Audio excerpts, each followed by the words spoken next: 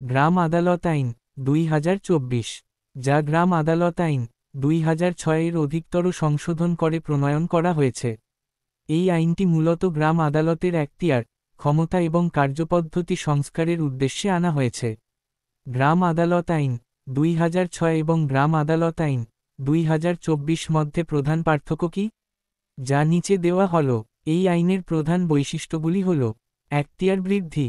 গ্রাম আদালতের আর্থিক এখতিয়ার 75,000 টাকা থেকে বৃদ্ধি করে 3 লাখ টাকা করা হয়েছে।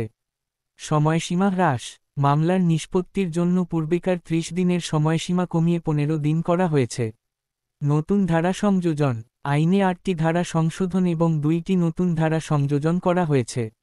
গুরুত্বপূর্ণ বিষয়: এই আইনটি গ্রাম এলাকার সাধারণ মানুষের, বিশেষ করে নারী, দরিদ্র ও অনগ্রসর জনগোষ্ঠীর ছোটখাটো বিরোধ দ্রুত ও স্বল্প খরচে নিষ্পত্তির জন্য একটি গুরুত্বপূর্ণ পদক্ষেপ।